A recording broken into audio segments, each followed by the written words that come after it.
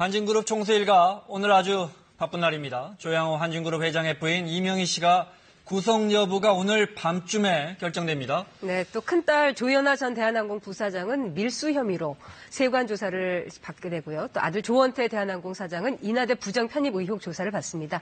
임방울 변호사 나오셨습니다. 어서 오세요. 안녕하세요.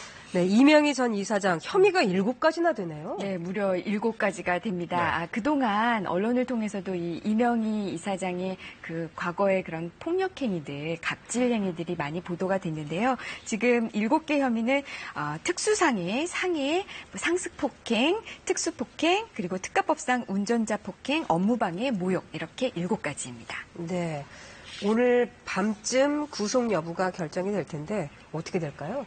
저는 개인적으로 영장이 발부될 가능성이 더 높다고 생각하는데요. 그 이유로는 우선 영장이 발부되기 위한 요건들을 보면요, 우선 범죄가 소명이 돼야 됩니다. 근데 우리 그 언론에서도 그 영상이 이미 한번 공개가 됐고요. 네. 그 공사 현장에서 이제 폭력적인 그런 행동을 하는 그런 영상도 공개가 되었고요. 지금 경찰에서 무려 170명을 참고인 조사를 했습니다. 지금 굉장히 저런 영상을 파악하는 것 외에도 피해자나 아니면 그걸 목격한 사람들의 진술이 많이 확보된 것으로 보이고요. 그렇다면 범죄 소명이 어느 정도 인정됐다는 전제하에 증거인멸 가능성. 지금 본인은 그 이명희 이사장은 나는 기억이 안 난다면서 혐의를 부인하고 있고요. 또 일부 보도에 의하면은 그 피해자 중 일부를 찾아가서 회유를 한 정황이 있다라고 해요. 회유를 한다는 것은 증거인멸. 그렇죠. 네. 증거인멸. 내가 이 정도의 뭐 돈을 줄 테니까 이거에 대해서 없던 일을 하자. 이런 식으로 회유를 한다라는 가능성. 그다음에 마지막으로 이제 범죄가 중대해야 되는데요. 제가 앞서 7가지 혐의라고 말씀드렸지만 피해자가 11명이고요.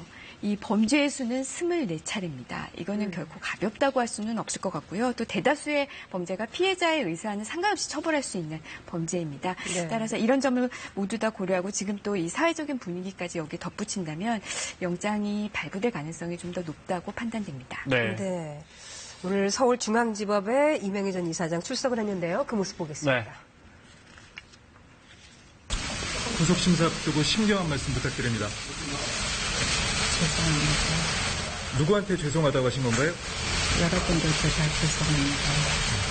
사람한테 전지가위 던진 적 있으신가요? 피해자 회유 시도하신 적 있습니까? 재단 이사장자는 왜 그만두셨어요? 네. 오늘 영장 실질심사에서 어떤 부분이 가장 쟁점이 될까요? 앞서 말씀드린 대로 이제 영장이 발부되기 위한 요건들이 있잖아요. 근데 이제 증거인멸 가능성과 범죄의 중대성 이 점은 어느 정도 인정된다고 보이고요. 결국에는 이 범죄가 어느 정도 소명이 됐느냐라는 것이거든요. 근데 앞서 이제 설명을 해드렸지만은 이제 170명에 가까운 참고인 조사가 이루어졌던 점, 그리고 직접적인 그 범죄 현장을 녹화한 영상이 있는 점, 이 정도가 이제 어느 정도의 그 범죄 소명이 됐는지 이제 판사에게 맡겨져 있다고 볼 텐데요. 그게 소명이 됐다라고 한다면은 영장이 발부될 가능성은 크지 않을까 싶습니다. 어쨌든 영장 발부의 가장 중요한 거는 범죄가 어느 정도 소명됐느냐, 소명될 것 같습니다. 네. 그중에 피해자들 11명 중에 10명이 지금 처벌을 원한다고 하는데요. 그 목소리 잠깐 들어보겠습니다. 네. 이분이 가위를 갖고 다니는 항상 던지긴 던졌어요. 지시에 따르지 않았다는 이유로 20cm가 넘는 가위에 화분까지 집어던졌다는 거고요. 2015년엔 이 씨의 생일 선물로 배송된 난을 하루 늦게 전달했다는 이유로 화분에 맞을 뻔했다고도 합니다. 그러면 본의 아니게 화분을 이제 그걸 집에 던진 거예요. 하고 안 하고요. 그 사이로 주변에 사람들인데 던졌죠. 또 다른 경비원은 애완견보다 못한 취급을 받았다며 서름을 토로했고요. 2마리를 데리고 나가서 운동을 시키다가 골절상을 제가 입었어요. 나도 치료하라는 얘기도 안 하고 강아지를 모아다가 이렇게 다치게 하지 말라고. 운전기사 역시 폭행으로 상해를 입었다고 주장했는데요. 뒤에서 아마 머리 길도 모르고 처럼 끌고 나왔냐 하면서 그런 일이 뭐 하루 이틀이 아니고. 앞서 이제 혐의가 7개, 그다음에 범죄가 24차례라 그러셨잖아요. 네.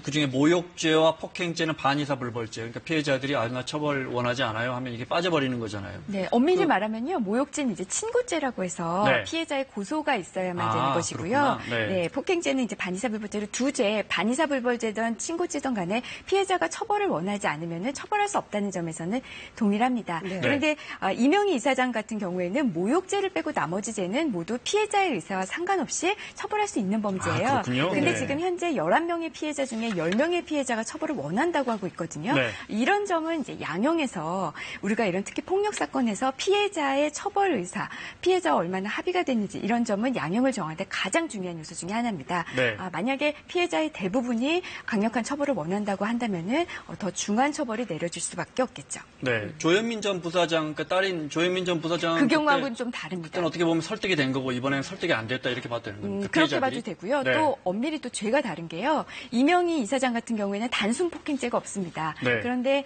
이 조현민 전 전무 같은 경우에는 그때 문제됐던 죄가 이제 특수폭행죄, 폭행죄 업무방해죄였는데요. 네. 특수폭행죄는 유리컵을 사람한테 던졌느냐, 벽에 던졌냐 하면서 좀 그 혐의가 오락가락했고요. 네. 업무방해죄도 이게 누구의 업무냐라면서 또 이제 다툼의 여지가 있고 명확한 게 폭행죄 하나였는데 네. 당시 경찰이 검찰에 영장 청구를 신청했습니다. 그런데 영장 청구를 신청한 다음에 피해자와 합의가 됐어요. 그래서 피해자가 처벌을 원하지 않는다고 하니까 폭행죄로 아예 처벌 자체를 할 수 없는 상황이 됐거든요. 그래서 검찰이 영장 청구를 포기했었죠. 그런 네. 차이가 또 있네요.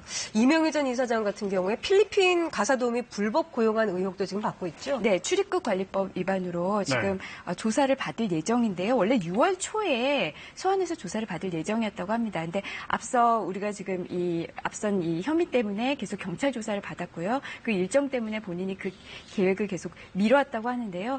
만약에 그 구속영장이 발부가 돼서 구속이 된다면 네. 구속된 상태에서 또 이것과 관련된 조사를 받을 것으로 보이고요. 다만 이 조 씨 일가가 이 불법적으로 입국 도우미를 쓴 게 한 20명 정도 된다고 하는데 이게 그 공소시효 때문에 보통 한 11명에서 12명 정도만 조사를 할 예정이라고 하네요. 네. 네. 뿐만 아니라 오늘 또 큰딸 조연아 전 대한항공 부사장도 세관에 출석을 했습니다. 보시겠습니다. 예, 저 관세 포탈 피의자로서는 첫 번째고 이제 총 세 번째 포토라인이신데 개인적으로 심경이 어떠십니까?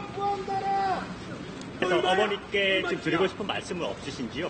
밀수 혐의 인정하십니까?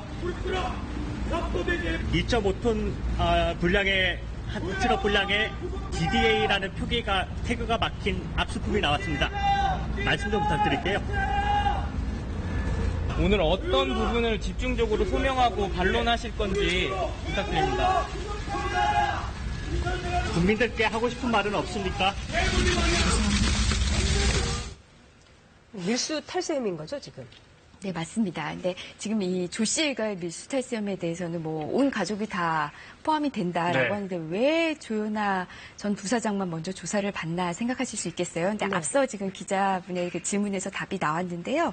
지난달 21일에 그 조연아 씨 자택도 아니고요. 대한항공 본사도 아니고 대한항공 협력업체를 압수수색하는 도중에 DDA라고 붙여져 있는 어떤 화물을 하나 발견을 한 겁니다. 네, 그게 조연아 부사장이라면서요? 예, 그거를 일컫는 그 말인데요.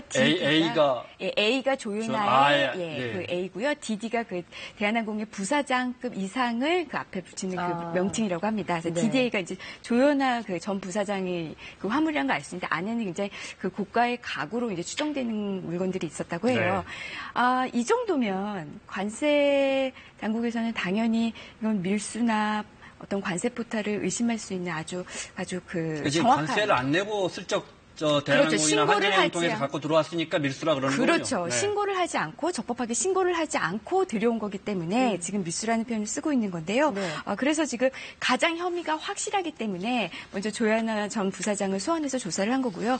통해서 이후에 그 다른 가족들, 다른 형제들도 조사될 가능성이 저는 크다고 봅니다.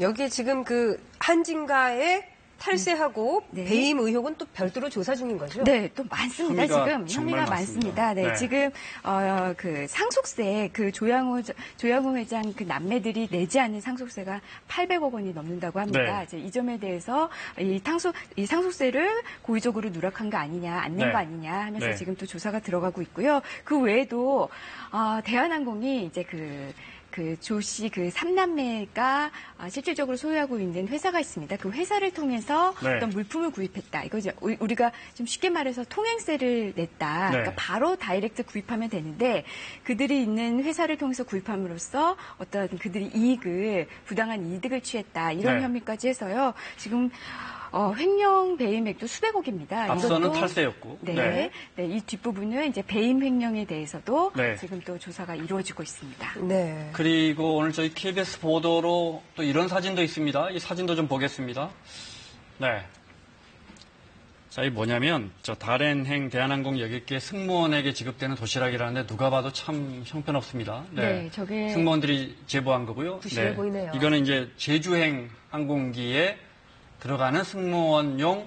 근데 이게 문제는 칼 호텔에서 만든 도시락이라는 거예요. 네, 지금 그 도시락의 상태를 보면 이제 직원들에게 굉장히 좀 되게 형편이 없는 질이 떨어지는 네. 기내 승무원들에게 저런 도시락이 제공됐다고 볼 수 있을 텐데요. 근데 저 도시락이 말씀하신 대로 칼 호텔에서 우리가 흔히 생각하는 호텔에서 만든 도시락이라는 겁니다. 네. 근데 저게 그러니까 우리 생각에는 잘 이해가 안 되는데요. 근데 특히 저 도시락의 가격이 15,000원 정도라고 해요. 승무원들은 그렇게 네, 들었다면서요? 15,000원 정도의 도시락이라고 그럼 한다고 어디선가 하는데 그 이익을 챙겨갔다는 소리입니까? 그렇죠. 우리가 네. 그렇게밖에 의심할 수밖에 없을 것 같은데요. 네. 근데 칼 호텔이라면은 그 조연아 부사장이 얼마 전까지 대표이사로 있던 칼 호텔 곳이잖아요. 네트워크였죠. 네. 그렇죠. 그러니까 이 과정에서 우리가 생각해 볼 수 있는 의심이 네. 이렇게 15,000원이나 되는 돈으로 그 금액을 지급하면서 납품받은 그 도시락의 상태가 이 정도라면 중간에서 얼마나 많은 폭리를 취한 것이냐 이런 네. 의심을 할 수밖에 없을 것 같고요. 그래서 이제 국회 한 의원실에서 대한항공 측에 이 칼 호텔과의 이 도시락 계약을 납품 계약을 좀 보여달라고 네. 했더니 이건 대외비라서 알려줄 수 없다라는 네. 답이 왔다고 합니다. 네, 그것이 이제 어떤 특정 회사로 들어가느냐 아니면 그 회사의 주주들, 그 총수 일가에게 들어가느냐 이게 따라 또 처벌이 살펴볼 만하죠. 네, 달라지죠. 알겠습니다. 혐의 내용만 물어보다 시간 다 갔습니다. 조원태 아들이죠. 조원태 대한항공 사장의 그 부정입학 그건 무슨 이야기입니까? 조 사장이요. 1998년에 인하대 3학년에 입학을 했습니다. 네. 당시 인하대학교 그 편입 규정을 보면요. 4년제 대학 중에서 2년 과정을 마치거나 아니면 2년제 대학을 졸업하거나 졸업 예정자여야 됩니다. 근데 당시 조원태 사장이 미국에 있는 2년제 대학을 다니고 있었는데요. 그때 그 다니고 있던 미국 대학에 졸업을 하려면 60점 학점을 이수해야 되는데 네. 당시 33학점밖에 이수를 안 했습니다. 네. 인하대학교에 교환학생으로 와서 21학점을 더 추가로 이수하긴 했는데 그래도 여전히 60학점은 안 되죠. 그런데도 3학년에 편입이 됐습니다. 당시에도 문제가 돼서요. 이거 부정이다라고 문제제기가 됐지만 당시 교육부가 이 편입학을 취소하진 않았고 네. 관련자들을 징계하라라는 공고만 내렸는데요. 그 이후에 이 조원태 사장은 인하대학교를 무사히 졸업을 했죠. 이번에 다시 문제가 불거져서요. 교육부에서 지금 현장 조사를 나와서 하고는 있는데 이게 자료가 과연 남아있을 것인가 20년 네. 전 일이라서요. 네. 그래서 좀 회의적으로 보는 시각도 많습니다. 인하된 또 한진재단 거니까요. 그렇죠. 네. 임방글 변호사와 함께 살펴봤습니다. 고맙습니다.